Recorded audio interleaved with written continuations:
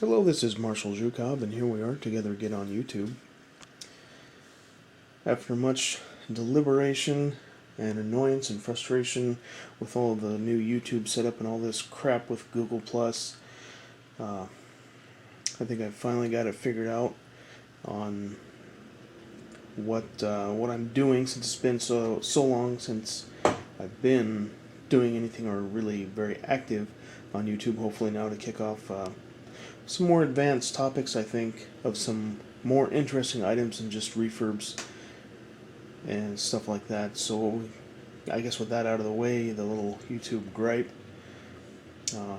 about how broken that is. But anyways, what we have before us here are two very more interesting items than just YouTube gripes.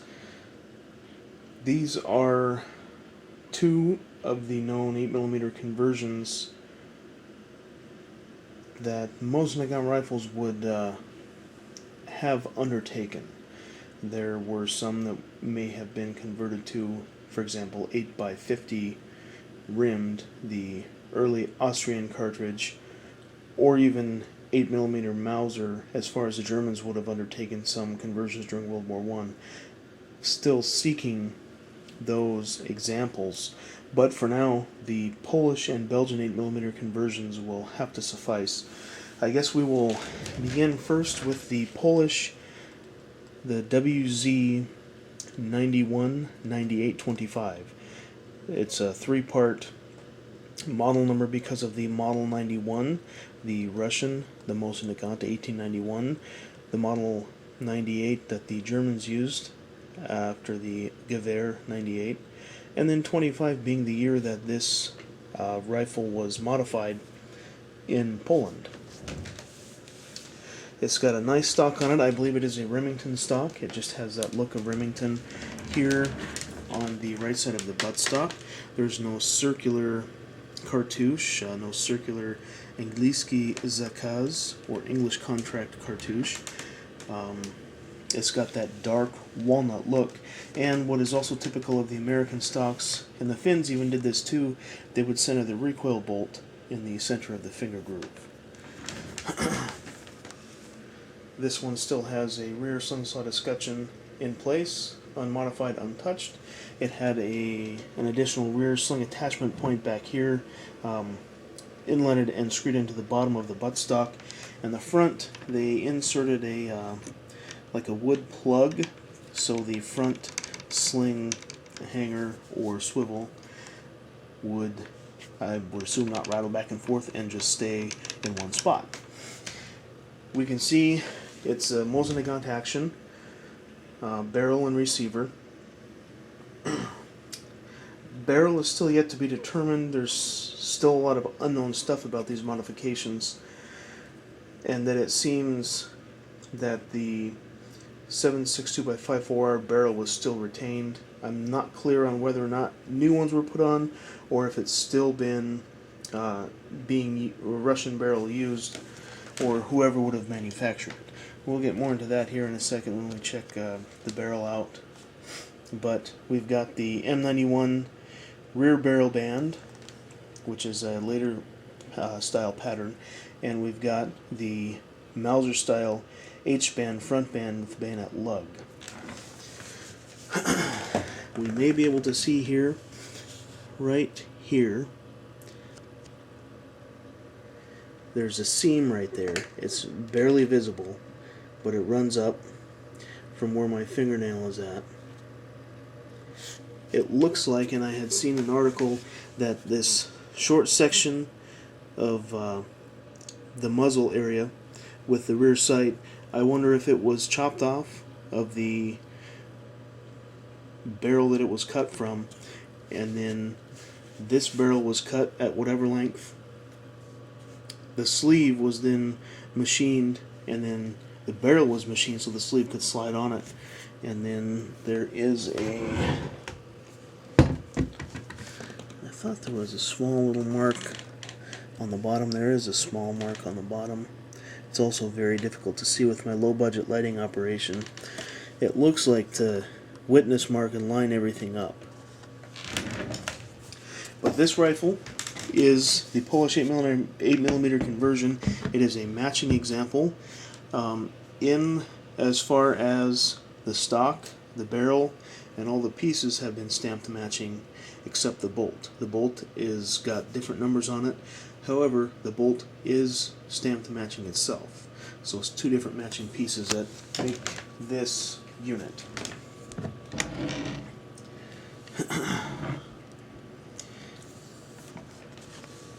What we see here is the Polish arsenal marks on here,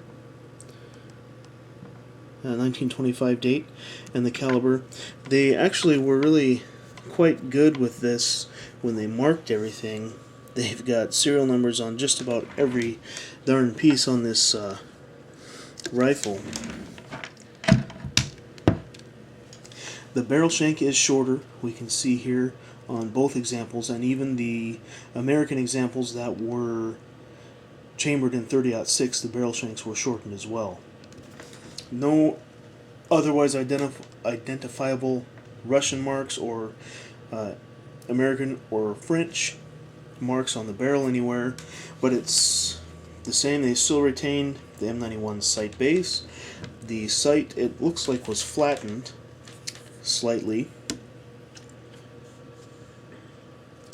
and then there's even a mark. I think we might be able to see it on the front here somewhere. I'm not sure, the light's really terrible. There it is. They even marked the front sight.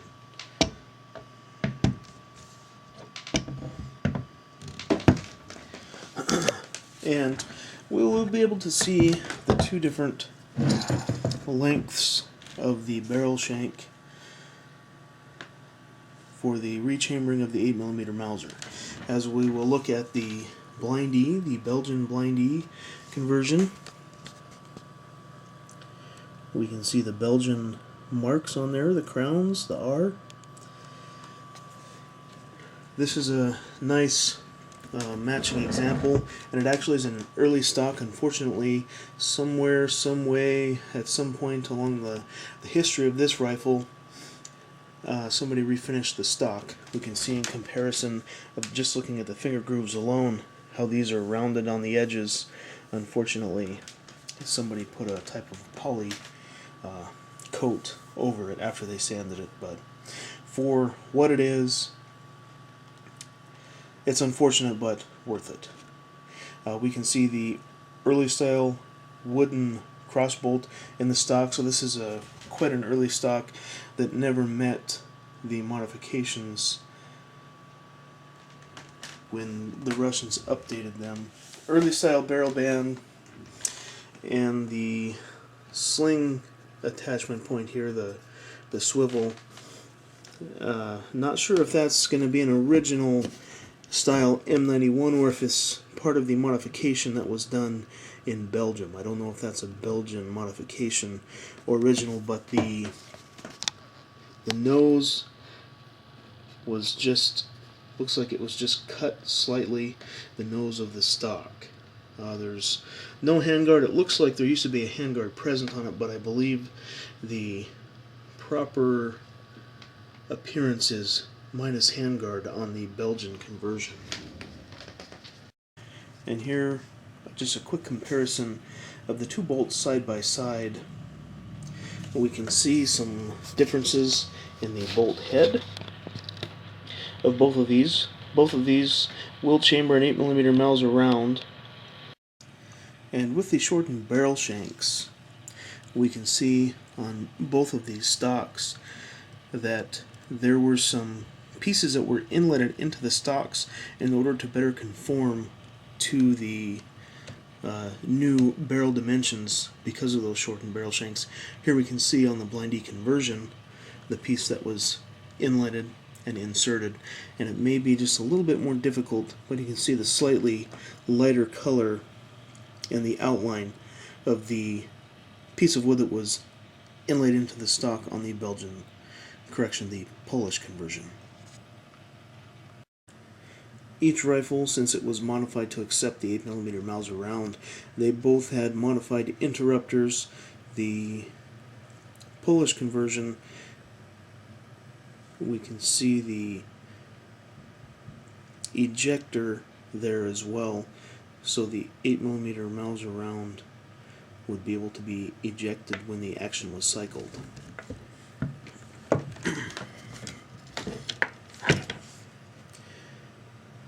Similar but different shaped for the Belgian conversion as well.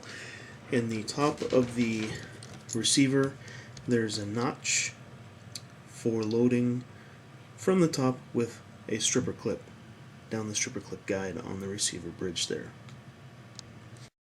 So that's more or less a quick overview of the 8mm conversions, the Blindee from Belgium and the Polish conversion. The Poles converted these rifles 1925, 26, and 27. And I will include some pictures of the different styles of modifications that both countries use in that conversion to 8mm Mauser, which would include the interrupter and ejector. The Blindee is on a Chateau Row receiver, so it is an antique. The Polish 8mm conversion is on a 1914 Tula receiver. And I can include some pictures of those at the end, as I will sign off for now and post a few pictures of the different styles of modifications.